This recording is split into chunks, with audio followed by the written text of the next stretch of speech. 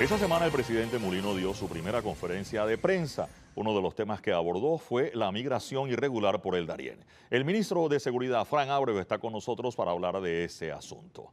También la alcaldía capitalina se vio sacudida por protestas. Primero los empleados que fueron a cobrar por cheque y los buhoneros de la peatonal que fueron a reclamarle al alcalde Misrachi. El vicealcalde y secretario general estará con nosotros. Y por supuesto la asamblea siempre es noticia. Un diputado de la coalición nos acompaña para analizar lo ocurrido en el Palacio Legislativo. Amigos de todo el país, muy buenos días. Bienvenidos a Radar. Señor alcalde, no se ha dirigido hacia nosotros a un diálogo. Eso es lo que nosotros queremos, un diálogo. En plena calle, no. Eso hay que arreglarlo. Que quite todo eso, da un mal aspecto para el extranjero, para todo el mundo. Él quiere que la ciudad brille, pero nosotros queremos formar parte de ese brillo conjunto con la ciudad.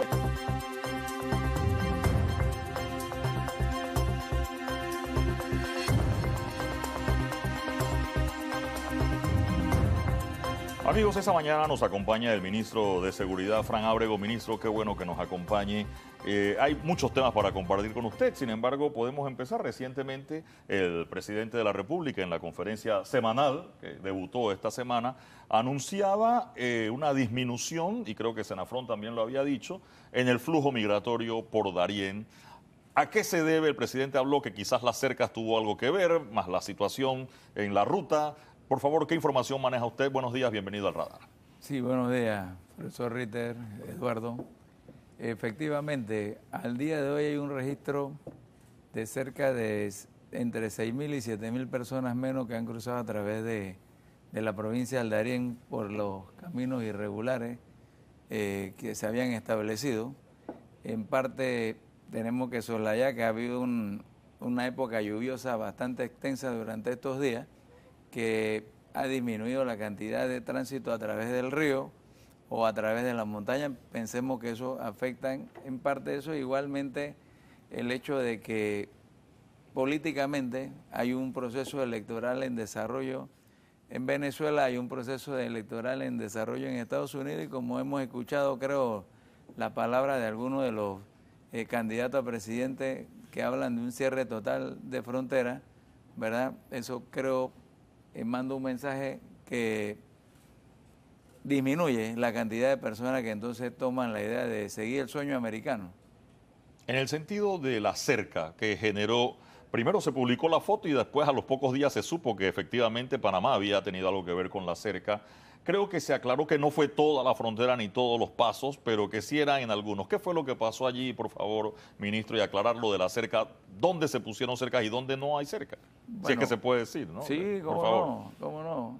Lo más importante es que la ciudadanía esté informada, y es su derecho como tal. La fuerza pública no ha manejado esto nunca como un secreto. Desde que el señor presidente Mulino era candidato, él informó o anunció que iba a hacerse un cierre de frontera. Nosotros empezamos a hacer las coordinaciones durante la transición, y efectivamente el día 1 de julio se empezaron a instalar en 6 de los 7 pasos fronterizos que había con la hermana República de Colombia, cerca de Alambre de Púas, Concertina, y efectivamente patrullas del Servicio Nacional de Frontera empezaron a patrullar a través de esta cerca e informarle a las personas que intentaban cruzar por ella de que debían de hacerlo por un sitio específico. Todo esto se hace con la motivación de que hemos detectado que muchos de los migrantes irregulares entran a nuestro país sin identificación y sin un pase oficial a través de la hermana República de Colombia. O sea, lo que nos hace soslayar de que en algún momento Colombia no mantiene control real sobre estas personas que cruzan, y durante el desarrollo de la biometría o la huella ocular que se le toma a alguno de ellos, hemos detectado alrededor de este año de 48 personas que son buscadas por la Interpol por distintos delitos, y algunos han sido señalados por ser miembros de organizaciones terroristas a nivel mundial. Doctor. Ministro, lo que entiendo de haber cerrado 6 de los 7 pasos, que son pasos irregulares regularizados, llamémoslo así, porque se sabe que cuáles eran esos siete pasos, se lograron cerrar 6 y lo que estamos haciendo ahora es tener mayor control teniendo un solo paso fronterizo. Eso es lo que se colige de lo que usted nos explica. Mire, el señor presidente es claro que debido al volumen de personas que cruzan por nuestra frontera en forma irregular, antes se decía ilegal, por mí sigue siendo ilegal en mi concepto muy personal, porque ninguno de ellos tiene un sello de entrada ni de salida de Colombia. Empecemos por el principio, ¿no? O sea, eso para mí, si usted trata de ir a Colombia hoy día y va a un aeropuerto y dice no me chequeé el pasaporte, olvídese, se lo van a chequear, o no tengo pasaporte, usted no puede entrar. Es correcto. En ese juego de ideas, nosotros le planteamos a Migración Colombia de que lo ideal para Panamá es que ellos le hicieran un primer pase de seguridad a ellos a través de un control migratorio. Panamá y Colombia, aunque usted no lo crea, no tienen ningún lugar a lo largo de la frontera donde haya oficinas migratorias de Colombia o Panamá, o oficinas de seguridad de Panamá con Colombia, porque los puestos binacionales que nosotros tenemos con ellos son puestos de seguridad que compartimos con el ejército y la policía de Colombia, es para el combate al narcotráfico. Hasta ahí llegamos. No había en Puerto Valdía, por ejemplo, un punto de migración. Nunca ha habido un puesto de control migratorio entre nuestros dos países, muy distinto a la hermana República de Colombia, donde hay controles migratorios y aduanales con, ejemplo, en Paso Canoa, en Río Sereno, en Guavito, ¿verdad? Del lado colombiano nosotros no tenemos ningún tipo de control migratorio entre los dos países. Eso lo hicimos soslayar precisamente al presidente de Colombia, y creo que estaba presente el canciller, sí, el canciller colombiano y el director de Migración Colombia, el jefe de la policía de Colombia, y efectivamente ellos están claros que eso entre nuestros dos países no existe. No hay puntos, o sea, los puntos que hay, a ver, si yo vengo en lancha por La Miel y Puerto Valdía, cuando paro en Puerto Valdía no tendría que registrarme. Ahí es donde usted recibe el chequeo. Lo que le hablo en frontera como tal. En la misma frontera no. Hay. Sí, Puerto Valdía ya es en territorio panameño adentro, 100%, ¿no? Igual que si lo hiciera en La Miel, eso es Panamá. Lo ideal fuera que estuviera entre los dos países. O sea, en la línea no hay ninguno. Así es, Capurganá, sí. La Miel, que estuviera un lugar específico para eso, ¿no? Pero el primer puesto de Panamá, llamémoslo así, donde se hace el primer chequeo, está muy adentro del territorio panameño. Así es en Puerto Valdía. Y en el lado del Pacífico nuestro, en Jaqué. Y en el medio, por Lajas Blancas, Bajo Chiquito, ¿esos puntos qué son? Los puntos de control, volvamos hacia atrás. Por favor. Ellos son irregulares. Al ver esta situación, nosotros decidimos, en conjunto con la asesoría de Migración Panamá, Servicio Nacional de Frontera, cómo podíamos tratar de mantener un control sobre estas personas. Se decidió habilitar uno de la ruta, que es la que comienza en Cañas Blancas, pegada al hito de Chucurtí, que es el que divide Panamá con Colombia, e informarle a las personas que caminaran por esa ruta, ¿verdad?, como parte de un corredor humanitario. Uno, para evitar que fueran víctimas de robos, asaltos, violaciones, porque al entrar por 7 sitios a la vez, tenemos que entender que se le dificulta a la fuerza pública panameña el poder ofrecerles seguridad. Al hacer esto, ellos llegan a un puesto avanzado del Senafrón, que está ubicado en Cañas Blancas, ¿verdad? Posteriormente se dirigen a Bajo Chiquito y posteriormente en bote se mueven al puesto de Lajas Blancas, que es donde están los mecanismos de ayuda de UNICEF, ACNUR, la Cruz Roja Nacional e Internacional, que igualmente tienen una presencia un poco más ligera en Bajo Chiquito, que es donde llega el grueso de las personas.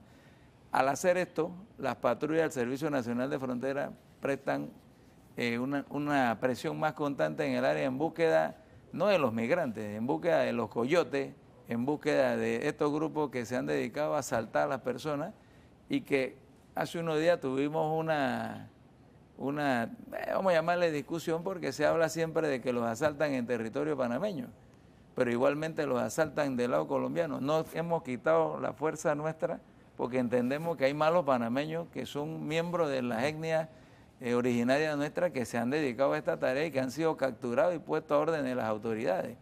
Efectivamente, no conozco de esa misma estadística del lado colombiano, ¿verdad? Creo que hubo un comentario del director de Migración de Colombia de que hablaba de que el Clan del Golfo efectivamente controla el traslado de estas personas a través del Golfo de Urabá hasta la frontera nuestra y posteriormente lo lleva hasta nuestro límite fronterizo y le dice a la persona, siga esta ruta, que al final de este camino usted va a encontrar a la Fuerza Pública de Panamá que lo va a ayudar. O sea, el coyote le dice al migrante, ve allá que Panamá te ayuda. Por ahí te van a ayudar. Pero ¿quién conoce qué trae usted en ese camino? Que usted trae celular, dinero, prenda. Las mujeres que vienen, los mismos coyotes que lo llevan hasta ahí, que posteriormente son los que lo asaltan y regresan al lado colombiano. No estamos negando que haya panameños implicados en el tema, porque hemos capturado ciudadanos panameños con armas, dinero y prenda de los inmigrantes irregulares previa denuncia dada por ellos. O sea, pero efectivamente Colombia tiene que reconocer que tiene un problema de falta de control, ¿verdad?, sobre sus fronteras con Panamá. No en el combate al narcotráfico, sino que está permitiendo que esto se desarrolle como una actividad económica normal para la ciudadanía colombiana. O sea, el transportar en una lancha de 50 personas de un lado a otro del Golfo de Urabá, creo que todo el mundo nos daríamos cuenta de eso, y más Colombia que tiene suficiente tecnología, ¿verdad?, y presencia tanto militar como policial en su frontera. ¿El migrante sabe que está del lado panameño o del lado colombiano, por ejemplo, en semejante selva? Cuando llega al hito de Chucurtí, sí. Por el hito. Porque enfrente está la ruta nuestra que hemos programado de Cañas Blancas. Pero si viene por otro punto de... No se va a dar cuenta dónde queda Panamá y dónde es Colombia. Usted hablaba de la migración irregular. Si yo voy a Colombia en avión con mi pasaporte, se registra mi entrada al país y decido venirme caminando para Panamá, ¿qué va a pasar? ¿Voy a tener que pagarle a un coyote o yo puedo hacer la ruta caminando? Tú lo puedes hacer caminando si tienes conocimiento, pero igual vas a tener que llegar a una población donde al final tienes que buscar un puesto migratorio o del Servicio Nacional de Migración en cualquiera de las ciudades nuestras del Darién o de Gunayala y que te hagan el registro. Pero el riesgo en el camino. El riesgo en el camino es el mismo. De que me asalten, de que lo que han dicho los migrantes les ha pasado. Lo tienes igual a todos los demás. No soy un migrante irregular. Así en es. este caso, por eso lo preguntaba, ¿no? O sea, soy un migrante que hice mi trámite cuando llegué al otro país y vengo caminando. Así es. Dejemos la frontera por un lado, ministro. Usted es el ministro de Seguridad. Ciertamente la frontera es el tema que nos ocupa mayormente, pero en Panamá están pasando un montón de cosas relacionadas con la seguridad. Comentábamos antes, en Santiago hay una situación que parece de rivalidad entre pandillas, hubo unas balaceras en una casa, se han dado varios homicidios tipo de ejecución. En Panamá también hay otros allanamientos. Creo que Senan hablaba de no sé cuántos kilos en un contenedor en un puerto, solamente antes de ayer se hablaba de eso. ¿Qué está pasando? ¿Cómo estamos en el país en este momento? Bueno, tenemos que ser claros que las causas que producen la delincuencia no comenzaron ayer. Los grupos criminales que operan en Panamá no comenzaron el 1 de julio. La fuerza pública tiene de por sí programas de colaboración en materia de inteligencia y en aspectos judiciales, tanto nacionales como internacionales, y basado en eso se han seguido desarrollando los operativos en contra del narcotráfico internacional y del narcotráfico que opera en nuestro país. Algunas de estas muertes, ¿verdad?, se producen por las rivalidades entre bandas o pandillas locales por la lucha por el territorio y el control de la venta de la droga, ¿verdad? Recordemos, y quizás es algo ya muy repetitivo, de que hoy día las grandes organizaciones internacionales de tráfico no pagan en dinero por la colaboración que le dan las pandillas locales, sino que pagan con droga. Al yo recibir mi pago en droga, el mercado mío es donde yo vivo, donde yo resido, que es mi país, o sea, Panamá. Tengo que vender esa droga en las calles, los barrios y las ciudades donde vivimos todos nosotros. Eso lógicamente produce que las pandillas peleen el territorio de la venta. Al final eso debe producir algún tipo de remuneración porque nadie hace un trabajo por no cobrar y lógicamente cuando un líder de una pandilla o miembro de algún tipo de organización, ¿verdad?, cae detenido, inmediatamente el segundo al mando o el tercero al mando asume, ¿verdad?, el mecanismo de control de la pandilla, y esto lógicamente va a producir roces entre ellos que lastimosamente lo tienen que hacer en lugares que son públicos o en la residencia de estas personas y afectan a los vecinos, que pueden verse afectados en el medio de una balacera, un tiroteo. Lo que nos debe preocupar realmente es que esto no suceda. Las autoridades nuestras en el campo, en el terreno, están en estas investigaciones. Quizás un poquito, no sé ni cómo decirlo, pero voy a usar mis propias palabras, suena como tonto que la mayoría de los homicidios que se dan en Panamá son resueltos por la DIJ. O sea, del 100%, yo me atrevo a decir que el 80% llega a captura y se resuelve quién es el homicida, ¿verdad? Pero no es lo ideal que se llegue al homicidio para poder resolverlo. Lo ideal es prevenirlo, ¿no? Ahora, ¿qué pasa, por ejemplo, con el panameño de a pie? Tomame el café. Sí, por favor. En el sentido, doctor Ritter, y lo mencionábamos, a ver, un operativo con unas lanchas, 100 kilos al sur de Punta Mala, pero resulta que me reventaron el vidrio del carro para sacarme la laptop, o al revés, ahora se roban del carro una pieza, la computadora, que te quedas sin carro porque se llevaron la computadora y la batería del carro. O sea, ¿qué hace esa persona? Contento con el Senan que decomise 100 kilos, pero al que le reventaron el vidrio en la barriada, no le sirve de nada los 100 kilos incautados.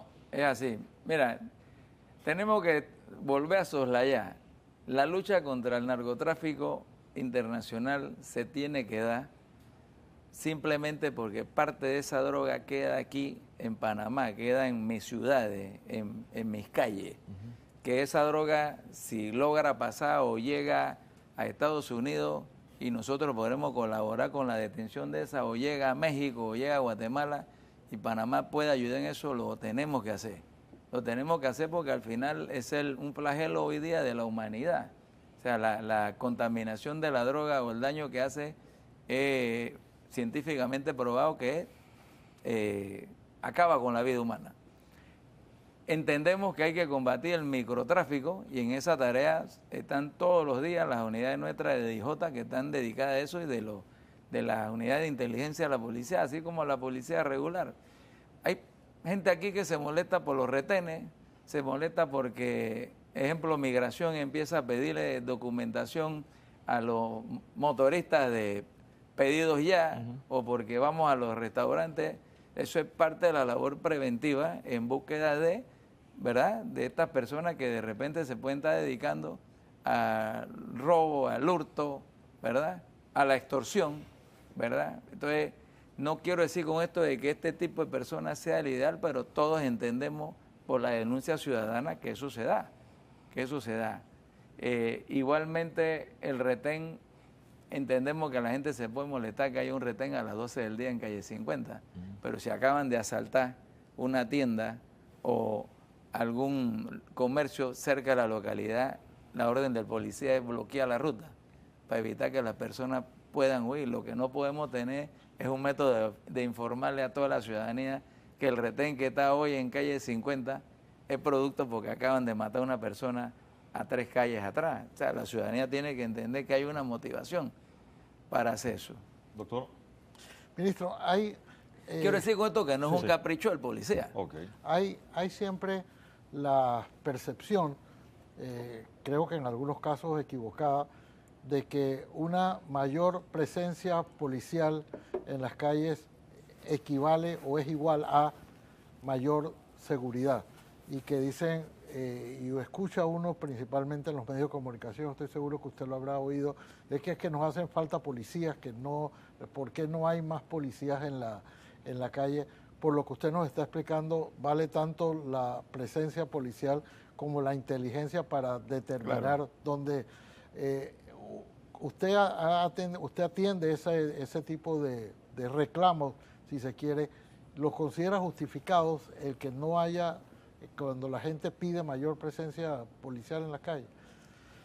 Justificado no diría que podemos decir que se justifica esto, sino que hay muchas tareas rodando a la vez, ¿verdad?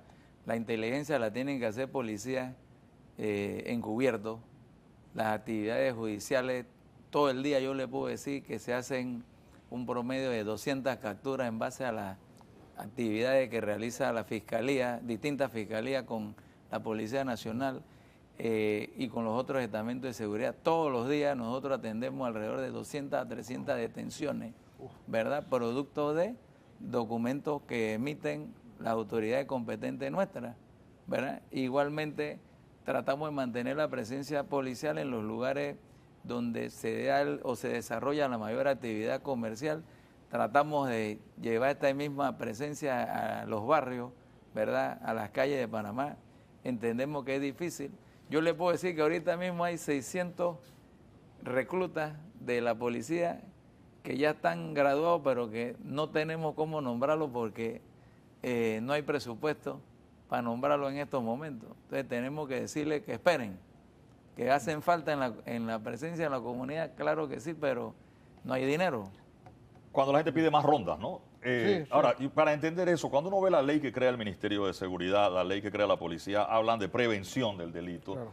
Sin embargo, y ya esto sin ponerme técnico, hay conceptos como prevención y disuasión.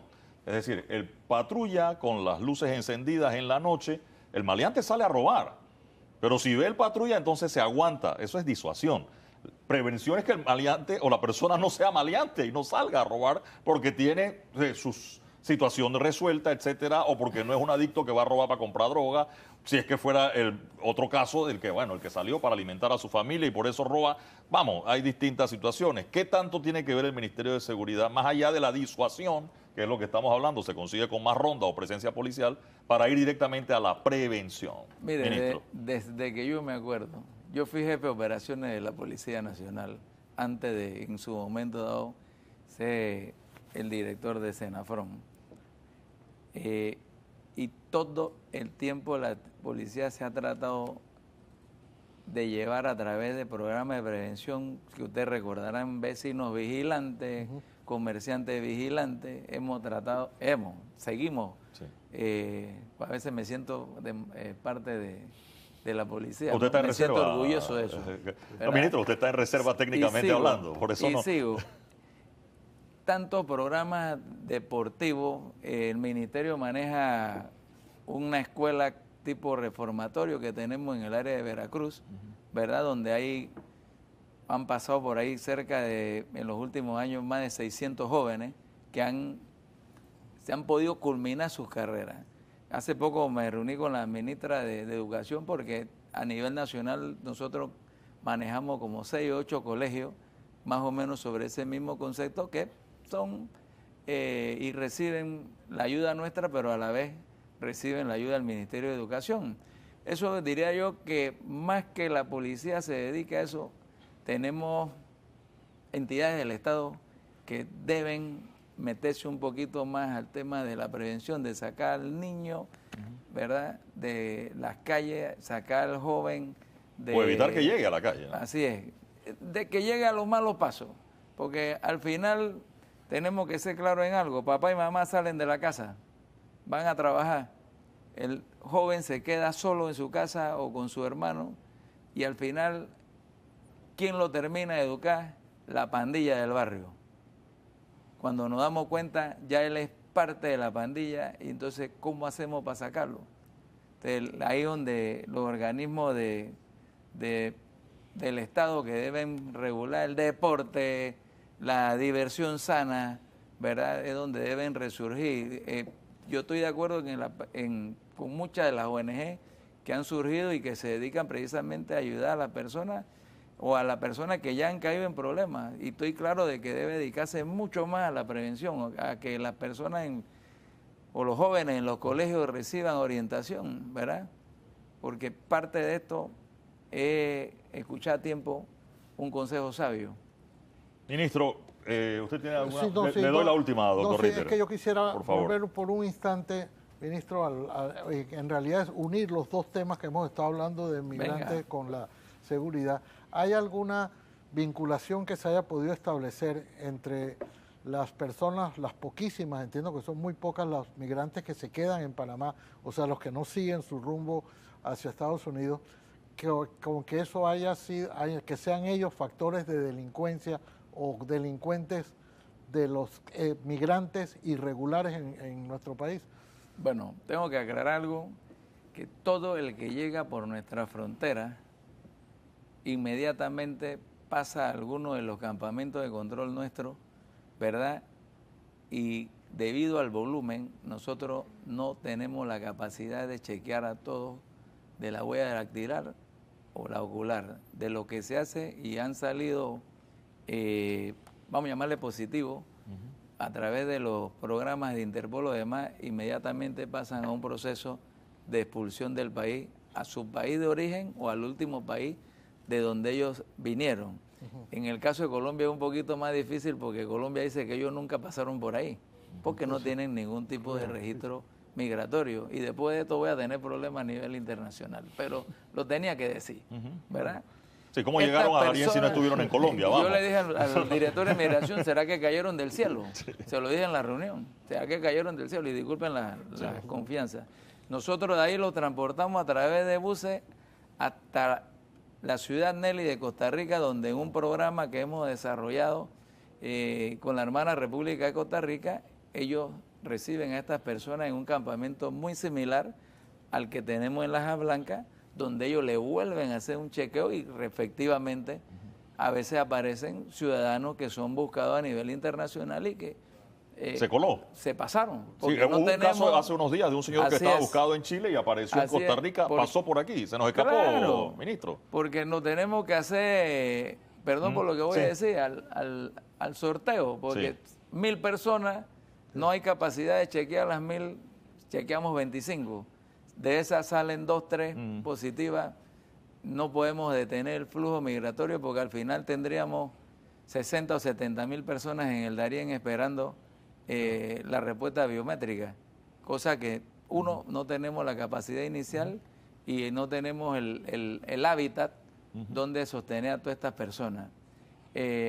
Igualmente entendemos que Costa Rica lo hace y se lo agradecemos, y lo hace México y se lo agradecemos, porque parte de la respuesta que le doy es que también hay la forma legal de entrar a nuestro país a través de aeropuertos y puertos, porque aquí no es prohibida la llegada legal de nadie. Si usted llega a un aeropuerto de Panamá y usted cumple con los requisitos migratorios, usted entra, y si después se queda, es por eso que el Servicio Nacional de Inmigración inició una tarea de buscar precisamente a las personas que han entrado de forma legal hasta cierto punto y se han quedado en nuestro país, ¿verdad?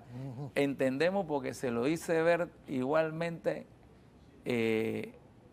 a la delegación colombiana encabezada por el presidente Petro, de que nosotros vimos en el campamento de Lajas Blancas 2 filas.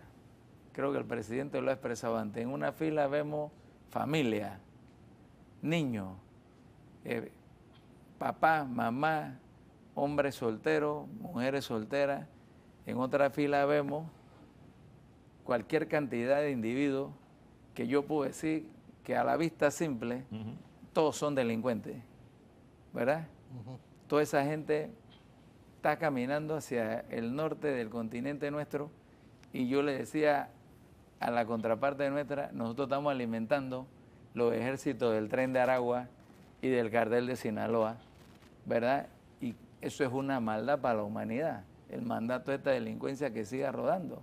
Ahí fue donde yo le pedí que, por favor, empiecen a chequear a este tipo de personas que llegan a territorio colombiano primero, pasan a través inicialmente de Ecuador, Venezuela o de Brasil, de donde queramos, o llegan a través de algún modo de legal hasta Colombia, pero al llegar a la frontera, las fuentes de inteligencia nuestras nos dicen que no hay ningún tipo de control. Yo puedo entender las quejas del ministro de Relaciones Exteriores de Colombia, del director de Migración, pero entonces que ellos entiendan la nuestra, que nosotros lo único que queremos es colaboración y cooperación para evitar que ese flagelo que está cruzando a través de esto, que produce el daño a familias y que al final una parte de esa población va a causar un daño en otro lugar, ¿verdad? Creo que ahí debe haber una solidaridad continental, que debe comenzar por el chequeo de estas personas en la hermana República de Colombia, la parte nuestra, lógicamente, que no podemos esperar que a ellos no se les vaya a pasar, y que le agradecemos a Costa Rica el hecho de que también lo haga y a todos los países que de allá hacia allá lo hacen. Me voy a quedar con eso. Gracias al ministro de Seguridad, Fran Ábrego, por acompañarnos esta mañana en el programa. Gracias la pausa a ustedes. y enseguida regresamos.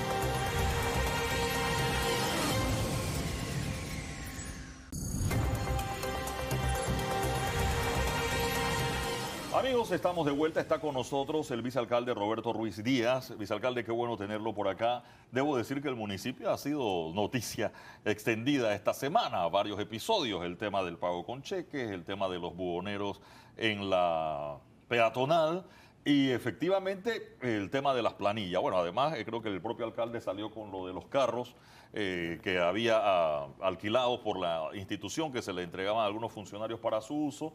Pero el tema de las planillas, quisiera comenzar por allí, fue uno de los que detonó la participación mediática, digámoslo así, de la alcaldía en las noticias esta semana. ¿Qué fue lo que pasó con esta primera quincena del mes de julio? Vicealcalde, buenos días, bienvenido. Buenos días, doctor Ritter, Luis Nguyen. Mira, este es un tema que hay que verlo porque tiene diferentes aristas, ¿no? O sea, venimos de una administración, un cambio de administración, en el cual había una sobrepoblación de funcionarios. Se tomó la decisión, parte del alcalde Mirachi, de a partir del 30 de junio suspender lo que era la planilla de los contratos transitorios. Estamos hablando de más de 2.400 personas que estaban en transitorio. Y comenzamos el tema de la nueva planilla con la nueva ministra. ¿Qué significa transitorio o por qué eran transitorios? Es personal que se le contrata por 6 meses. Normalmente cuando uno habla de transitorio o de contingente es porque tú lo requieres para un trabajo en específico, sí, pero no para mantenerlos permanentes. Y eso es una práctica que ha existido en el municipio, que hemos detectado incluso personas que tienen 10, 15 años trabajando en el municipio, pero están transitorios, nunca pasan a la permanencia o no tienen la suerte de que la administración les reconozca eso de lograr pasarlo a la permanencia para que tengan acceso a lo que es el crédito bancario, sus préstamos hipotecarios. Entonces, esa planilla la mantenían con esa población de más de 2.400 personas, pero esto hay que recalcarlo. En la administración alcaldicia pasada, desde el mes de agosto, se pagaba la planilla al funcionario y el funcionario recibía su dinero, pero la alcaldía no le estaba depositando al Ministerio de Economía y Finanzas ese dinero. Entonces, a esta altura le debemos 26 millones de dólares al Ministerio de Economía y Finanzas de planilla que el municipio no generó o no quiso depositarle el dinero de lo que estaba pagando el ministerio. Entonces el alcalde Mayer simplemente tomó la decisión de que yo inicio mi gestión responsablemente pagando con lo que yo genero. Entonces se adoptó la práctica del pago por cheque precisamente para que las personas puedan cambiar el cheque contra la cuenta del municipio de Panamá y adicional nos permitía hacer una especie de auditoría de puestos para saber realmente quiénes estaban, quiénes no estaban, para que la gente apareciera. Y ustedes vieron la cantidad de personas que aparecieron en el municipio, que nos permite a nosotros determinar al final de la jornada que todavía nosotros mantenemos un exceso de funcionarios en el municipio. Para las labores que tenemos que hacer, el tema de la contención del gasto público y los temas de austeridad incluye recortes. Esto es como una empresa, el alcalde lo ve como una empresa que está quebrada, una empresa donde tú tienes que pedir prestado, que es lo que estábamos haciendo con el MEF, para yo mantener una planilla, y ninguna empresa funciona así. Si yo no genero lo suficiente para cubrir mis costos, yo soy una empresa que quiebra. ¿Cuántos empleados tiene el municipio? De 6.400, ahora mismo tenemos 3.900 funcionarios. Sacando a los 2.000 que estaban en esa transitoria, En ¿no? esa transitoria estamos ahora mismo en 3.900, pero sí te está haciendo la evaluación del personal, porque es lo que estamos estableciendo. O sea, los montos, la recaudación no nos está dando para mantener una planilla tan abultada. Y nosotros tenemos que ser responsables, o sea, no podemos caer en la misma práctica. Y una gran ventaja que tiene Mayer es que él no viene con una carga política ni el compromiso de ningún partido de que tiene que llenarle cuotas. Y eso le permite a él hacer una mejor selección del personal, hacer las auditorías que se tienen que hacer en estos puestos. La dirección de auditoría interna fue una dirección que casi desapareció. Idóneos solamente habían 4 personas para ese tamaño de institución. Por eso que sacamos a concurso público 10 posiciones de auditores que ya la próxima semana ya se están seleccionando, ya preseleccionaron a 20, así que la próxima semana vamos con la selección de ellos para que comiencen a apoyar en este sistema que queremos hacer de tener una auditoría primero de puestos. ¿Por qué? Porque la visión nuestra es que al final de esta gestión nosotros podamos tener al personal en carrera administrativa y crear e instalar una ley general de sueldo. Da igual... ¿Carrera municipal se le llamaría? ¿O administrativa municipal? Sí. No, es que existe la carrera administrativa actualmente. Es la misma carrera administrativa del resto del gobierno. Okay. Sí, actualmente hay más de 160 personas que ingresaron el periodo del alcalde Blandón. Él inició ese proceso, pero no se le dio una continuidad. Entonces, las personas quedan sometidas a un vaivén político. Entonces, queremos eso. Queremos también, o sea, reconocer a igual responsabilidad, igual salario, acabar con la distorsión que hay en el sistema público, en donde tú tienes una secretaria ganando 800, que es la que hace el trabajo, y llega una secretaria glorificada ganando 1.500, 2.500, que no hace nada. Doctor Richter. Ahora, vicealcalde, no puede entrañar una posible injusticia el sacar a los no permanentes, llamémoslo así, cuando esa gente puede que sí tengan 10 años, como usted mismo lo ha dicho, en esa condición de no permanente, y que sí hagan y sí hacen un trabajo efectivo, versus algunos que sí hayan sido nombrados como permanentes y no trabajan. Es decir, el solo hecho de aparecer a reclamar un cheque no significa necesariamente que esa persona trabaja. No, claro, definitivamente, ¿no? Por eso es que necesitamos reforzar la Dirección de Auditoría Interna. O sea, yo trabajo más de 25 años en el sector público. Sé lo que vive un funcionario público. Sé lo que es empezar desde abajo hasta llegar a un nivel alto, y cuándo son considerados y cuándo no. Y he conocido el personal que está en planillas de estas transitorias, que pasan toda una vida en eso. Entonces, esa parte de la auditoría es lo que nos va a permitir a nosotros identificar dentro de esa planilla transitoria aquellas personas que tienen 10, 15, 20 años y lograr traerlas nuevamente, porque ahí hay experiencia también adquirida que nos pueda servir al municipio. Pero la auditoría es la que nos va a permitir. ¿Por qué? Porque cuando tú vas a la planilla, de repente ves mucha gente que dice, oye, nada más tiene 6 meses aquí. Pero resulta que esa persona venía de una transitoria y pasa a la permanente. Entonces, cuando pasa a la permanente, a partir de ese momento comienza tu antigüedad real dentro de una planilla. Entonces, no te cuentan los años que has estado. ¿Por qué? Porque la transitoria es cada 6 meses. Se corta, luego te lo renuevo cada 6 meses. Y entonces, así es que ha estado funcionando el municipio. Entonces, queremos hacerle justicia, pero también esa justicia tenemos que hacérsela a la misma entidad, que es que yo no la puedo cargar de deuda en deuda, forzándola. O sea, nosotros tenemos unas deudas por pagar de más de 190 millones de dólares, tanto en descentralización como proveedores de sede. Pero mi presupuesto fue un presupuesto inflado, no es un presupuesto que se recaudaba ese dinero para poder pagar eso. Entonces, todo eso es lo que ha tenido que el alcalde comenzar en estos 15 días a ver, a sentarse y mirar también en el tema presupuestario de tantos proyectos que se aprobaron, o sea, cuáles realmente son viables y que podemos sostener o mantener y cuáles simplemente tenemos que cortar, porque los gastos que nos entregaron a nosotros van a superar los ingresos. Entonces tenemos que hacer un recorte y ya hemos por lo menos identificado proyectos que no son necesarios actualmente y hemos hecho un recorte más o menos de 22 millones de dólares. Ya son 22 millones de dólares que yo no tengo como carga. Para ir cerrando un poco el tema de la planilla, porque hay varios temas del municipio, en las quejas de los nuevos representantes de corregimiento, explicaban que tenían personal en las juntas comunales, que un personal era pagado por la junta comunal y que otro era pagado por el municipio. De esos 3.900 que me ha dicho usted quedan, ¿todos están en el edificio Hatillo, sede de la alcaldía, o es personal que corresponde a esto de las juntas comunales? Sé que Tesorería Municipal tiene oficinas en otros sitios, el tema de las placas, etcétera. ¿Cómo quedó eso y cómo es esa repartición de personal que sí es del alcalde, por así decirlo, y otro personal que es del municipio pero que no es, digamos, Mira, eso lo vamos subalternos del alcalde? Lo vamos a ver porque en esta ocasión hubo un cambio drástico en la composición del consejo. Muchos representantes no se reeligieron. Entraron representantes nuevos y cuando entran ven esta cantidad de funcionarios de dónde son. Entonces ahí hay de los transitorios y hay permanentes. Dentro de lo que son del municipio y no de la Junta. O sea, que son nombrados por el municipio.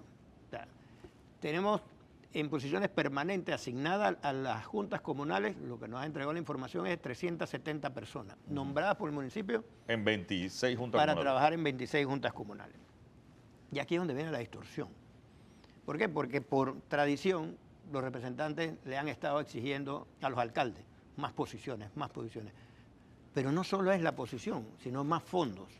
El municipio de Panamá le entrega a cada junta comunal como una especie de subsidio $65.000 mensuales. Estamos hablando de $780.000 anual, como una especie de subsidio para las juntas comunales. Pero las juntas comunales también reciben del municipio $850.000 anual para gastos en los que ellos quieran incurrir. Entonces yo tengo un cargo con el municipio, del municipio con las juntas comunales de más de $45 millones, nada más en fondos que yo tengo que generar para dárselo. Y actualmente los fondos no existen, no tengo para cómo yo llegar a darle a esas juntas comunales. Entonces estamos hablando que el municipio le da 1.7 millones a cada una de las 26 juntas comunales en forma anual.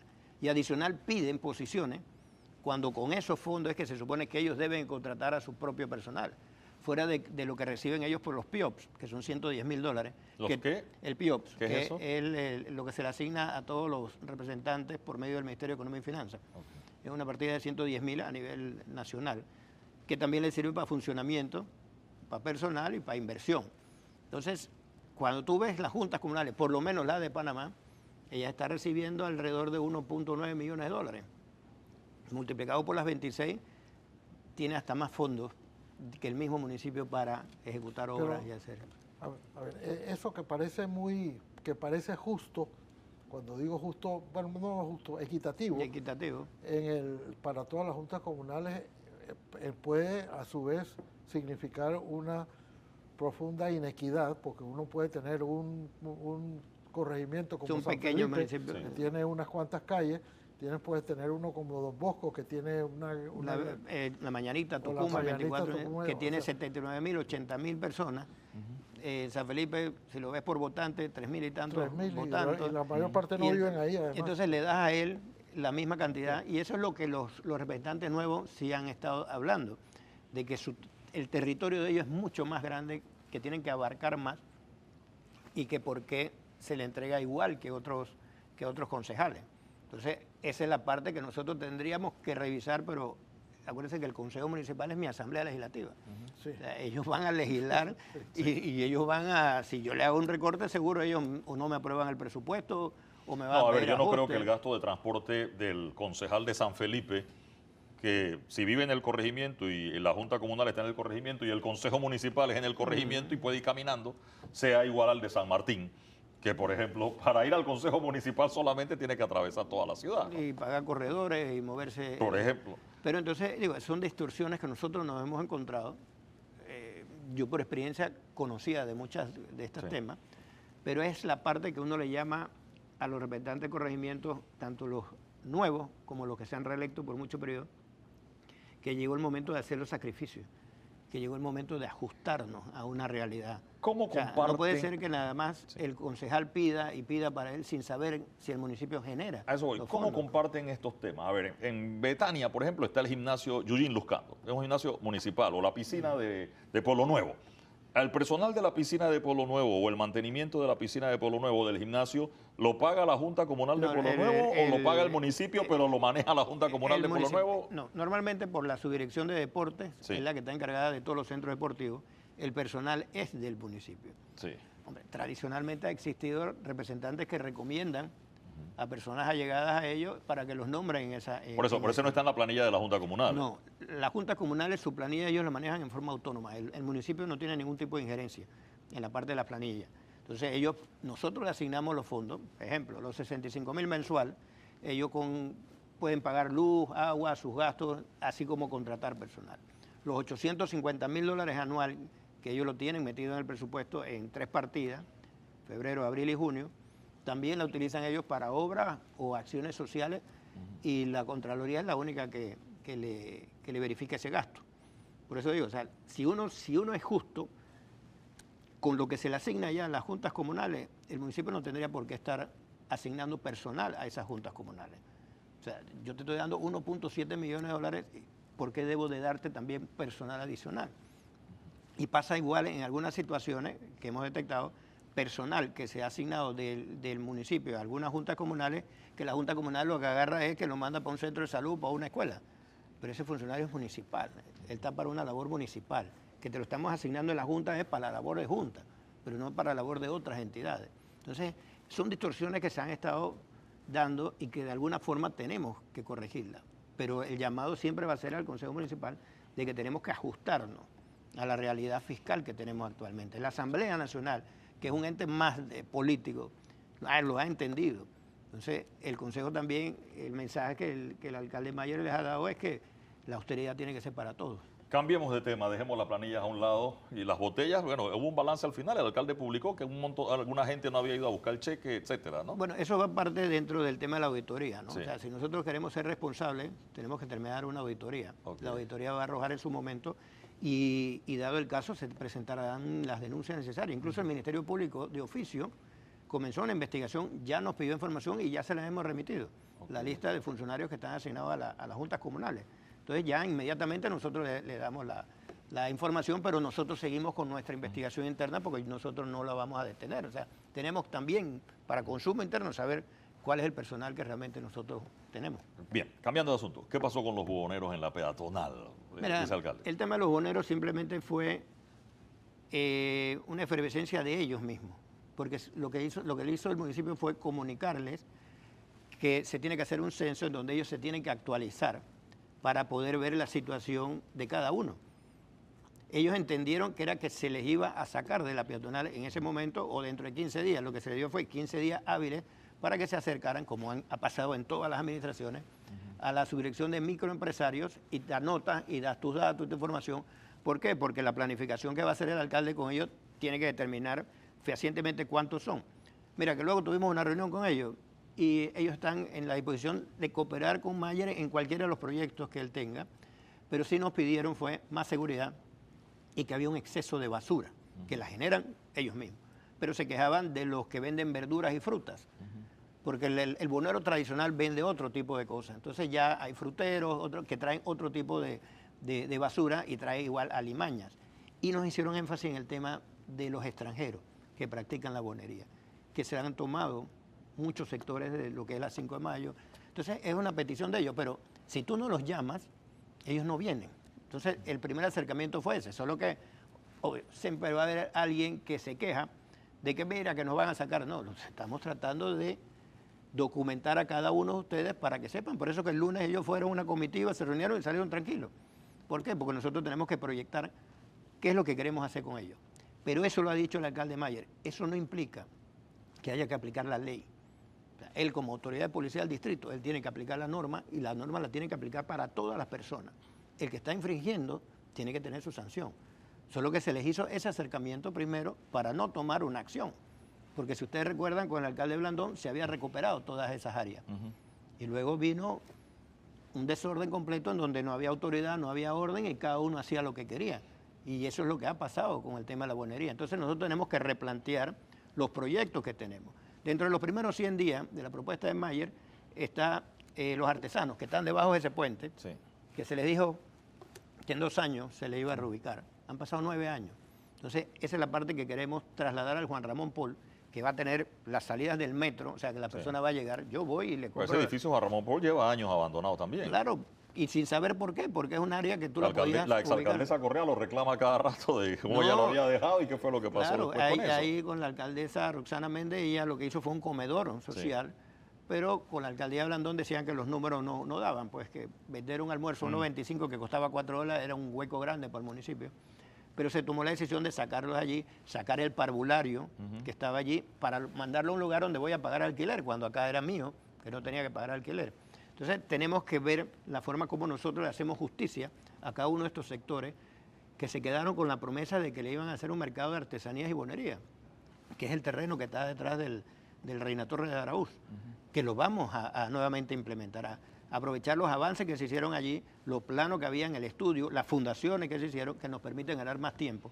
Pero como paliativo es ubicarlos aquí en lugares que sean dignos para ellos primero y luego para el ciudadano y el turista. El tema de los buhoneros, si bien es cierto, aquí lo que hizo crisis fue la peatonal, le decían al alcalde que se acuerde que la ciudad es más allá que el casco. A ver, Ciudad Bolívar. Lo tenemos la 24 la de doña, diciembre, las mañanitas de Tocumen, lo tenemos o sea, el para tema San de los Martín. buhoneros es realmente un problema. se No, han y aquí, tomado- aquí las veredas, no, aquí afuera hay unos de frutas que venden fruta, pero hay otros que he visto unas carpas allí y no he visto a nadie vendiendo nada nunca allí. No, Las y si carpas te- están ahí. Y si te vas a la esquina aquí del Dorado, tienes un mercado mercadito allí sí. establecido en esa esquina. Entonces, la posición del alcalde no es de confrontar, sino primero de mandarle el mensaje, regularícense, veamos cómo podemos buscar una solución a ustedes, pero si no lo hacen, a nosotros como autoridad, ¿qué nos toca? Es aplicar la ley. Porque ¿Cómo si se no, explica que estaríamos alguien en omisión. Ciudad Bolívar tenga un puesto y resulta que ese kiosco que está en la servidumbre, esa persona le está pagando alquiler a otra persona por estar allí? Bueno, es que ese es el tema. O sea, aquí se abandonó toda la función del alcalde. O sea, el alcalde desapareció. Entonces, las juntas comunales nos reclaman, oye, ¿cómo corregimos esto? Porque aquí se agarran no solo la servidumbre, ya hasta el borde de la calle. Está tomado por muchos buhoneros, muchos vendedores, no voy a decir ilegales, porque de repente alguien le dio algún permiso. Por eso es que nosotros queremos hacer ese censo primero, porque resulta que puede que alguien en el municipio le haya dado un permiso y él está allí. Entonces tenemos que verificar la veracidad de ese permiso, la legalidad del mismo, porque puede que él, confiando en que le estaban dando un documento que valía, se haya instalado ahí. A ver, sí, yo he visto el barbero debajo del paso elevado, tiene un papel del municipio y paga un impuesto por esa Exacto, silla, entonces- y incluso fumigación y una Claro, serie de bueno, cosas. entonces eso es lo y que está debajo de un paso elevado. Exacto, eso es lo que nosotros tenemos que verificar para ver si hay, porque el municipio sí puede dar permisos para utilización de servidumbre, pero siempre y cuando la movilidad del peatón no se vea interrumpido. Nosotros tenemos de parte del director de Migración una nota quejándose por los que están enfrente de Migración, que tienen años ahí, porque ellos entorpecen la vía pública. ¿Las salidas del metro? La competencia es del metro. Y si te das cuenta, muchas veces ese buhonero y eso sí las respeta. En las principales respetan el área. Que es del metro, pero apenas un termina, metro, exacto. apenas termina la zona del metro. Donde está la línea que ellos marcan el metro, ya ahí se coloca entonces un buhonero que igual interrumpe la circulación que tiene que tener ese usuario del metro. Le cuento otra, doctor Ritter, los pueblos, las mesas del paso elevado tienen ruedas. Y resulta que de un lado es San Miguelito y del otro lado es Panamá. Y cuando llegan los inspectores de San Miguelito, ruedan con las mesas para un lado. Y cuando llega el de Panamá, ruedan con las mesas para el otro lado. No, es el trabajo conjunto. El alcalde se ha reunido varias veces con la alcaldesa Irma. Sí. Y dentro de los planes de eso es el tema de la recuperación de los espacios públicos. O sea, hay algo que reclama el ciudadano, que es recuperemos los espacios públicos. O sea, los espacios públicos han sido secuestrados por este tipo de actividades. Doctor Ritter. Pero ¿cuál es la responsabilidad, vicealcalde, de los indigentes? Hay una gran cantidad de indigentes, creo, por lo que yo puedo percibir, por lo que yo puedo ver, no necesariamente esto corresponde a los números reales, sino que es la percepción de que la indigencia ha crecido en la ciudad capital y que cada vez vemos más. No me refiero únicamente a aquellos que piden dinero en los semáforos, No, las sino que ya viven. los que ya viven de la indigencia. ¿Hay para ellos cuál es el mensaje o el programa o la solución, la expectativa, la esperanza para esas personas? Mira, en estos días hicimos un operativo en el Cerro Ancón con la directora de Bienestar Social. Y tenemos que comenzar a hacerlo, pero también hay que entender los roles. O sea, mucha gente le achaca al municipio responsabilidades que no son competencias de él. Es como el tema de la basura. Reclaman al municipio y hay una autoridad de aseo. Pero eso no implica, que es lo que dice el alcalde Mayer, que yo los pueda ayudar. El tema de la indigencia, ese es un tema netamente del Ministerio de Desarrollo Social. Desarrollo social, de acuerdo. Pero O del MINSA, porque No, es que- con el tema de habitantes de calle, no es mi favorita, busqué la diferencia entre indigente y orate. Y el orate es del Ministerio de Salud. No, Estamos hablando de una persona con enfermedad mental que el MINSA no tiene dónde bueno, tenerlo en un hospital porque no hay un hospital permanente para este tipo de enfermedades mentales nuestra tampoco. directora de Desarrollo Social ya ha comenzado a hacer los acercamientos para crear un comité interinstitucional, en donde el municipio va a querer ser parte, porque la ciudad nos corresponde a nosotros mantenerla limpia, mantenerla segura, para incluir al MIDES, al Ministerio de Salud, a la Policía Nacional y cualquier otra entidad que nos pueda servir de apoyo. El municipio está terminando un albergue en Pacora de 250, para 250 personas. Pero de nada me sirve trasladarlo allá si no los trato. Yo necesito que esa persona reciba la atención psiquiatra, la atención psicológica, ver cómo yo lo puedo recuperar y reintegrarlo a la sociedad. Mucha gente que está allí son por problemas familiares, que abandonaron la casa, llegaron a las calles y cayeron en el tema de la droga. Pero no es que no sean personas que tú las puedas recuperar. Entonces, esa persona nosotros tenemos que ver cómo la recuperamos. Hay otras personas que sí, son reincidentes, que tú por más que lo lleves a un lugar, vuelve y salen a la calle. Tenemos que ver qué otro tratamiento, pero eso va a llevar en el tema interinstitucional que hagamos un trabajo en conjunto para tomar decisiones en conjunta. Pero como dice Mayer, él no se va a quedar de brazos cruzados a esperar si la otra entidad hace su parte. Nosotros vamos a hacer la nuestra y por eso es que queremos darle un poco de impulso al albergue para terminar y complementarlo con el trabajo médico. ¿Ustedes tienen alguna, que hace un momento hablamos de la basura, que no es responsabilidad, pero siempre al principio de las administraciones se surge el tema, es un tema recurrente, de que si la basura va a pasar o no a manos de la alcaldía. Yo recuerdo cuando recién se instaló el alcalde Blandón, dijo, yo quiero la basura, pero que me la den en un año, yo no la quiero que me la den en el cuarto año cuando ya no puedo hacer nada. Total, nunca pasó al municipio. No recuerdo cuál fue la posición del alcalde Fábrega. ¿Cuál es la de la nueva administración con respecto a la autoridad sobre la basura o la responsabilidad sobre la basura? Es decir, si va a permanecer como está bajo una autoridad nacional o hay alguna petición, reclamo o conversación para que eso pase a manos total del municipio. Mira, si vemos a Mayer en la campaña, Mayer hizo mucho el énfasis del tema de la basura, con esa visión de lograr él tener el trabajo de la recolección y el tratamiento y todo. Pero con la administración actual, ellos han decidido mantener la autoridad de aseo. Incluso tengo entendido que va a haber una reformulación en cuanto a la Junta Directiva, para que participe el ministro de Ambiente, que no está en la Junta Directiva, el municipio, y hacer un trabajo. Pero vuelvo y reitero el tema de Mayer, dice, él no se va a quedar de brazos cruzados. Nosotros, a nivel interno, vamos a crear una Secretaría de Aseo Municipal, que es con la cual vamos a coadyuvar al trabajo de la Autoridad de Aseo. Cuestión que si la Autoridad de Aseo tiene problemas con los camiones, el municipio inmediatamente salga al rescate y a darle ese apoyo. Porque es responsabilidad nuestra mantener la ciudad limpia. Ahora, el apoyo y mándale la factura, porque tampoco sirve que ustedes van a poner y van a terminar cargando o subsidiando a la autoridad de aseo a través del municipio. Tú sabes que en la alcaldía está el judío que cuida tu bolsillo. Así que tengo por seguro que esas facturas se van a generar, pero nosotros tenemos que asumir una responsabilidad que nos toca como máxima autoridad. Si tú te vas a otros países, tú tienes el tema de la basura, es municipal. Es que en Panamá es municipal, menos en el municipio de Panamá. Por eso es que es inconstitucional esa norma, porque se creó para un solo municipio. Entonces, si lo vemos por la parte legal, sabemos que es una norma que se cae en la Corte Suprema. Me voy a quedar con eso. Entonces tenemos que simplemente pedirle al ciudadano la paciencia que siempre se le pide al inicio de un gobierno, pero que nosotros sí estamos comprometidos en asumir las responsabilidades que nos toca, apoyar a los proyectos que tenga el gobierno central, pero también haciendo respetar la ley. Me quedo con eso, gracias al vicealcalde Roberto Ruiz Díaz por acompañarnos esta mañana en el programa.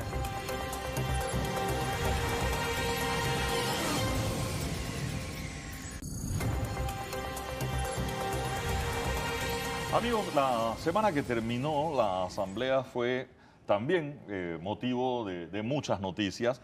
De hecho, venía con un arrastre desde la semana pasada, se decretó un receso jueves y no regresaron hasta el lunes.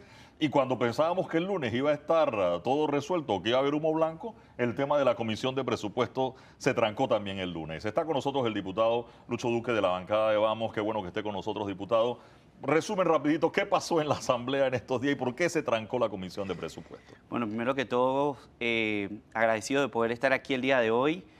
También poder expresar un poco de lo que ha sucedido. Sé que ha habido mucha información, unos compartiendo información por acá, otros por allá, pero lo más importante es que podamos esclarecer a la ciudadanía qué es lo que estaba ocurriendo durante esta semana, que fue de arduo apogeo dentro de la Asamblea Nacional de Diputados. Bueno, como bien mencionas, la semana anterior llegamos a ese consenso de las 14 comisiones donde no estaba incluida la Comisión de Presupuesto, que hay que entender algo, esto es una de las comisiones más importantes para el país, donde se maneja el flujo de caja del país y debemos tener mucho cuidado, ¿no?, sobre quiénes van a esos tipos de comisiones. Entonces, nosotros entendiendo esto, luego de este consenso de la 14, siempre nos hemos mantenido firmes en nuestra postura, que fue de que nosotros dentro de la comisión como tal manteníamos 5 puestos según nuestros cálculos matemáticos. Viene la pregunta, ¿ustedes son 20 o son 24? Que creo que es ahí donde estaba la polémica. ¿Cuántos son en la bancada de Vamos? Ok, para explicarle y que puedan entender claramente qué es lo que ocurre o qué es lo que dice el reglamento interno, porque nosotros nos basamos en lo que dice el reglamento interno. El reglamento interno en el artículo 42 establece que las comisiones se van a conformar por nóminas de consenso que siempre garantice la proporcionalidad de las minorías. Nosotros, como hablan de nóminas de consenso, no hablan de bancadas, que eso es un tema importante que todos tienen que tomar en consideración, que es el argumento que tiene también los otros partidos políticos o la práctica que han venido realizando por tantos años. No habla de bancada, habla de nóminas de consenso. Entonces, cuando hablamos de nóminas de consenso, nosotros la entendemos también que puede ser un acuerdo político, una alianza estratégica que nosotros podamos tener de la agrupación que tengan los diputados. En este caso, nosotros somos una bancada de 20 diputados independientes, donde nos hemos aliado estratégicamente con Patsili y también el grupo de Moca, ¿no? Y total conformamos 24 diputados, los cuales vamos a ir, o fuimos, a lo que fueron las discusiones de cómo se iban a conformar las comisiones de la Asamblea Nacional de Diputados. Ahora bien, si ustedes se ponen a ver, nosotros garantizamos dentro de lo que viene siendo la distribución de las diferentes 15 comisiones, lo que fue la distribución proporcional de la minoría dentro de ellas, ¿ok? Nosotros hay que entender, esa distribución tampoco garantiza que dice que tiene que ser para una comisión o tienen que estar en todas. Habla de proporcionalidad, tiene que ser proporcional para garantizar las minorías, ¿ok?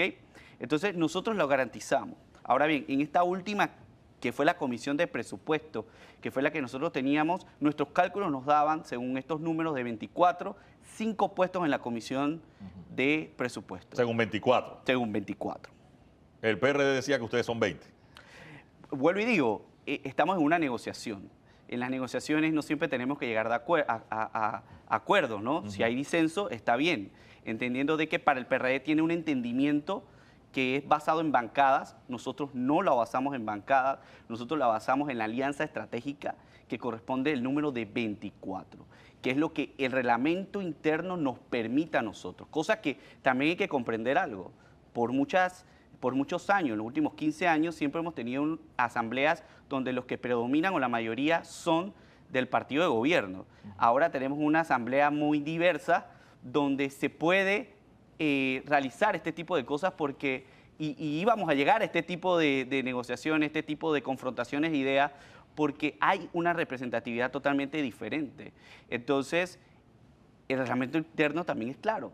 Si no hay acuerdos, si no se llega a consensos, el artículo 43 establece el procedimiento alternativo para para poder establecer que se conforme la comisión. En este caso, lo que viene siendo las votaciones en el Pleno, que era lo que nosotros alegábamos. Si no se llega a un consenso con la bancada del PRD, con otra bancada que no esté de acuerdo con el planteamiento que nosotros estamos diciendo, entonces vámonos a votación. Nosotros no teníamos ni un miedo de ir a votación. Ahora bien, ¿qué pasa? En la votación la votación es secreta. Entonces, hay un tema cuando hay miedos de que no confían en quienes van a votar, que por eso no quieren ir a las votaciones. Entonces, nosotros sí estábamos claros de que nuestros candidatos iban a votar por lo que nosotros estábamos estructurando, estábamos organizados, pero bueno, al final llegamos a ese consenso, se respetaron los 5 puestos para la Comisión de Presupuesto de la bancada Vamos y la alianza estratégica con Patsili y Moca, y bueno, el RM se dio ese puesto al PRD. O sea que no fue por matemáticas, sino fue porque RM se dio un puesto. El RM se dio un puesto. Si nosotros vemos la matemática, a ellos les tocaba sus puestos, pero ellos se dieron el puesto. Conste, Alain Cedeño dice que él lo donó o lo cedió RM a Moca, no, eso no fue así. Moca estaba dentro de nuestra alianza estratégica de 5 y siempre de hecho, a respetaron Moca esa no, alianza Ernesto estratégica. Cedeño. Dígame. De hecho, no a Moca específica, sino a Ernesto Cedeño, Exacto, o sea, era con nombre. Exacto, y conste, eso nunca estuvo en la palestra de nosotros. Nosotros siempre mantuvimos 5 puestos en la Comisión de Presupuestos con los nombres de la alianza y los acuerdos que habíamos llegado inicialmente con Patsily y Moca. Ahora bien, cuando llegamos a este momento, él establece eso y según los cálculos que nosotros estamos viendo, no, él se dieron un puesto, sí, pero se dieron un puesto para el PRD. ¿Qué tipo de alianza y acuerdo hay entre ellos? Yo no lo sé. Lo que sí sé es que nosotros logramos el objetivo y logramos las 5 puestos en la Comisión de Presupuestos. Doctor Ritter. Diputado, hablando de las alianzas, que como usted ha explicado y ya ha esclarecido cómo fue esta confusión, llamémoslo así, con el diputado Cedeño y la posibilidad de que él entrara a la Comisión de Presupuestos. En el programa Mesa de Periodistas se ha comenzado a hablar de un grupo que le dicen Vamoli. Vamos. Sí, de Vamos Moca y Lee. Vamos Ok. Moca. Entonces, una nueva denominación, usted le llama Alianza Estratégica. Vamos Plus, le dice Rodrigo Noriega. No, bueno, distintos nombres. bueno, ¿no? nombre. pero el Vamoli es el que se usa ahora en Ok, Vamoli. sí, Vamos Ok. Moca y Lee. Vamoli, ok.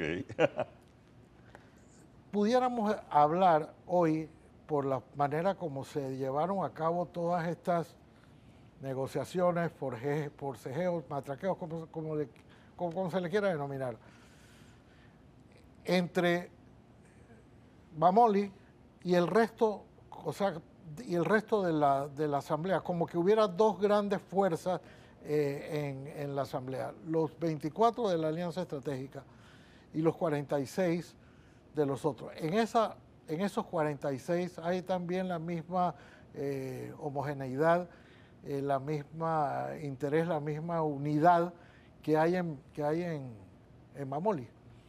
Bueno, la verdad no lo sé. Lo que sí sé es que el panameñismo y el CD tienen una oportunidad única de demostrarle al país en qué lugar de la balanza quieren estar. ¿Por qué? Porque son ellos los que deciden realmente hacia dónde van. Aquí bien acaba de decir el nombre que nos han puesto Vamoli, Vamos Plus, interesante conocer eso. Bueno, allá afuera popularmente también le conocen a la alianza estratégica del PRD con el RM como PRM y ya se está viendo otra más por ahí, ¿no? Entonces, ellos dos tienen sus alianzas, nosotros tenemos nuestras alianzas estratégicas, los que quedan en el medio y los que mueven la balanza es el panameñismo y el CD. Ahora bien, el panameñismo y el CD tienen que ver en qué lado de la historia quieren quedar, qué lado de la historia quieren jugar, entendiendo de que hoy tenemos una junta directiva que fue decidida por el panameñismo y por el CD. Las juntas directivas de las comisiones, ¿cómo van a quedar? Hay que ver cómo votan los candidatos del partido panameñismo y el CD, porque allí es donde nosotros vamos a ver si realmente nosotros podemos garantizar una representatividad de lo que vienen siendo los partidos políticos y la libre postulación, de lo que tanto se habla, lo que ellos también alegan, ¿no? Y es al punto donde yo quiero llegar.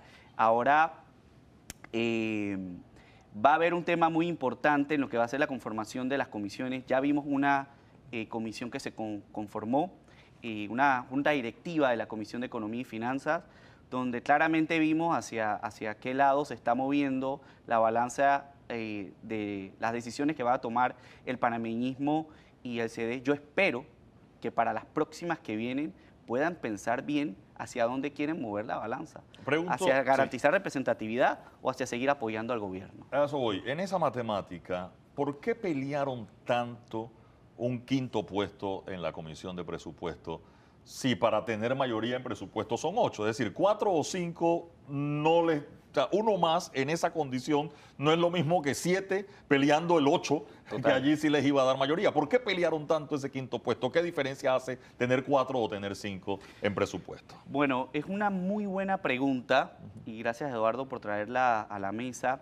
Yo quiero comunicarle al país de que nosotros tenemos que garantizar de tener más representatividad dentro de esta comisión, garantiza también más... un ojo más fiscalizador a los recursos del Estado y no permitir ningún tipo de chantaje que se pueda dar con el uso de nuestros recursos. Más que todo hacia allá va la línea y también estratégicamente, si somos 5, podemos llegar a conformar esas alianzas más fácilmente con otros partidos políticos, como lo que es el panameñismo y el CD, que cuentan con también cantidades importantes dentro de esta comisión. Y vuelvo a traer el punto, son ellos... ¿Con el panameñismo y CD hacen 8? Sí, y volvemos al punto, son ellos los que mueven la balanza en todas las comisiones. Y ahí es donde nosotros tenemos que ver en qué lado quieren estar. Y vuelvo a tirarle la pregunta porque para mí es impresionante de que decidamos entre tratar de vendernos una idea de estamos haciendo lo correcto o apoyar al gobierno. No es eso, es garantizar de que las juntas directivas sean representativas para poder de que se pueda gobernar y tener un ente de contrapeso contra el Ejecutivo que pueda ayudar la gobernabilidad de los proyectos que nosotros tenemos como país. Te lo pongo de ejemplo. Tengo mi compañero Jorge Bloise, que está aspirando a la Comisión de Educación, un joven preparado en educación. Él ha agarrado y él ha elaborado un proyecto de este primer año de presidencia y se lo ha compartido a cada uno de los compañeros para que pudieran conocer cuál era el plan. Ya tenía los votos, pero después de lo que sucedió, no, ya no es seguro los votos que vas a tener. Entonces yo vuelvo y traigo a la mesa, ¿qué están proponiendo los otros y a quiénes queremos apoyar? ¿Al gobierno? ¿O queremos apoyar también de que se pueda profesionalizar lo que viene siendo y garantizar de que se hagan las cosas bien en estas comisiones? Y también en la comisión de credenciales, en la cual yo voy a participar. Tenemos a una candidata que va a ser a la presidencia, Alexandra Brenes, una mujer preparada, capaz, profesional de recursos humanos, que yo te aseguro, estando ella ahí, va a poner un ojo fiscalizador y va a ser garante de que los perfiles que se vayan a dar sean también los correctos para todas las ratificaciones que vienen en este año para el gobierno. Entonces necesitamos comenzar a colocar profesionales también en la junta directiva que aporten a que el país se mueva en la dirección correcta. Y es lo que nosotros buscamos. Doctor. Mira, la comisión de credenciales justamente es digamos, la segunda en importancia precisamente por las ratificaciones que van a venir, y hay muchos miembros de juntas directivas, hay muchos gerentes o directores de entidades autónomas esperando esta ratificación. Pero por otro lado, está también ya una primera propuesta por parte del órgano ejecutivo, que esa ya fue aprobada en el Consejo de Gabinete, que tiene que ver más bien con la de presupuesto, que es una que también es ley de la República en el sentido de que el órgano ejecutivo tenga la autorización o tenga la facultad de mover o de cambiar las partidas hasta por $5 millones. Ahora mismo es 0. O sea, todo tiene que pasar por la Comisión de Presupuesto. Y viáticos no se les aprobó en la ley de presupuesto. Entonces, tampoco. Ahora hay un tema allí de viáticos también. Entonces ahora estamos de 0 a 5 millones. Ya la bancada ha tenido alguna posición o ha discutido cómo va a presentarse ante una decisión, ante una propuesta, no decisión, una propuesta de esta naturaleza por parte del órgano ejecutivo. Bueno, muy buena pregunta. Nosotros como bancada todavía estamos en ese análisis de la propuesta. Lo que sí te puedo comentar y a título propio es que yo creo que nosotros debemos garantizar de que no se le cuarte el poder a la Asamblea Nacional de Diputados. Nosotros tenemos un rol de poder fiscalizar los recursos del Estado y no garantizar cualquier tipo de chantaje con los recursos de los panameños, de todos los panameños. Entendiendo de que permitiendo este tipo de situaciones en las cuales se le brinde un flujo de caja al Estado para que utilicen hasta 5 millones y puedan hacer con ellos sin autorización de la Asamblea Nacional de Diputados, podemos dar cabida a que se presten a viejas prácticas. Que conste, yo considero de que el Estado, en este momento el gobierno, se está comportando de una forma diferente, pero ¿qué me garantiza a mí? Nosotros debemos también tener claro de que esta comisión con nosotros allá adentro va a buscar de que independientemente de la decisión que se vaya a tomar, vamos a estar ojo al Cristo con qué va a suceder con esos dineros y qué se va a dar. Yo considero que es un monto muy alto, como dije a título propio, considero que hay que evaluar, hay que hacer una estimación de los últimos años, cómo se ha comportado, cuál es el promedio del flujo que se ha utilizado por parte del gobierno nacional para nosotros poder, del Ejecutivo, para nosotros poder estimar un monto base. Ustedes tienen punto, es decir, a ver, 5 millones es mucho, como usted dice, pero 0 es ridículo también. También, ¿no? 0 yo considero que es ridículo también, pero como te digo, yo me baso más que todo en cifras, hay que estudiar los números. Los números están, cómo el Ejecutivo ha estado gastando el dinero durante todo este tiempo y se puede sacar un promedio y evaluar si ese promedio es factible con respecto a lo que está pidiendo ahorita mismo el gobierno. Ok. La estadística, ¿cuántas veces fue el gobierno a la Comisión de Presupuesto a pedir traslado de partida? También. ¿Y cuáles Que eran conste, los montos? ¿no? Ahí hay un tema y eso es otro punto. Tenemos que también asegurar que el presupuesto que se vaya a hacer sea un presupuesto real y ajustado a la realidad. O sea, ajustado a la realidad es lo que yo quiero transmitir. ¿Por qué ajustado a la realidad? Porque a veces presupuestamos algo que no es correcto, no es real a las necesidades que tiene cada institución o departamento y al final terminamos yendo de nuevo a la Comisión de Presupuesto porque hicimos una mala planificación o porque también habían intereses políticos. Entonces son varias cosas que hay que evaluar, que hay que tener en cuenta y no dejarlo simplemente a poner un monto y ya. Hay que tener un sustento del por qué se está pidiendo esto. Un presupuesto bien hecho no debería estar regresando a la Comisión de Presupuesto. Bueno, Edward Donkers está por aquí. Yo estoy seguro que si yo a mitad de año llego a pedirle más plata, va a decir qué pasó. Cuando hablamos en noviembre del año pasado, habíamos hecho un cálculo para todo el año. Diputado, gracias por acompañarnos esta mañana. Qué bueno que esté con nosotros aquí en el radar. Debo decir, estábamos esperando, nos habían dicho de la bancada del PRD que alguien nos acompañaría también. Vamos a llamar de nuevo para ver qué pasó, porque lamentablemente no lo tuvimos en este programa. Gracias por acompañarnos, diputado. Muchas gracias a ustedes.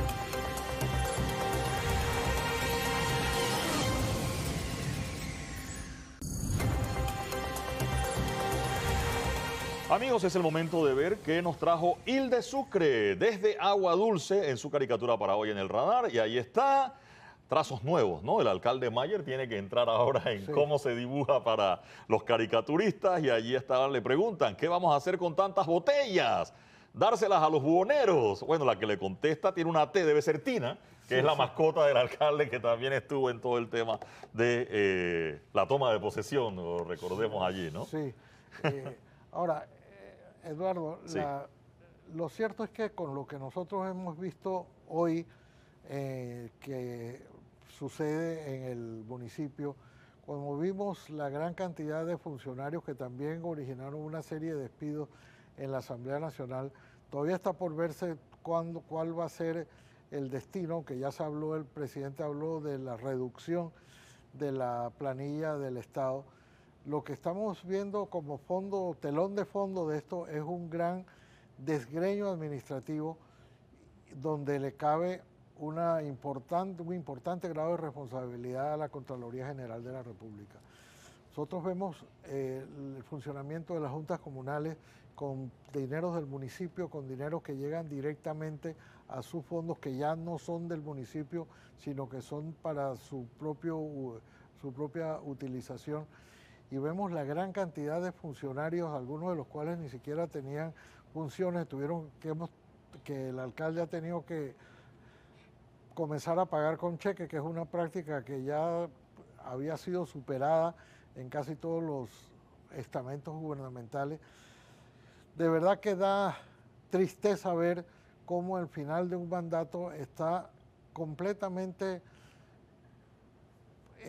expresado, lamentablemente expresado en un desgreño administrativo total, lleno de botellas, lleno de carros de utilización para personal de los funcionarios, una utilización del dinero, de los dineros públicos absolutamente irresponsable, donde espero que también caiga algún grado de responsabilidad en aquellos funcionarios, especialmente de la Contraloría General de la República, que eran los encargados de velar por la fiscalización de estos dineros. No sé quién habrá acuñado la frase, pero desgreño administrativo, sí, me parece una genialidad y decirlo.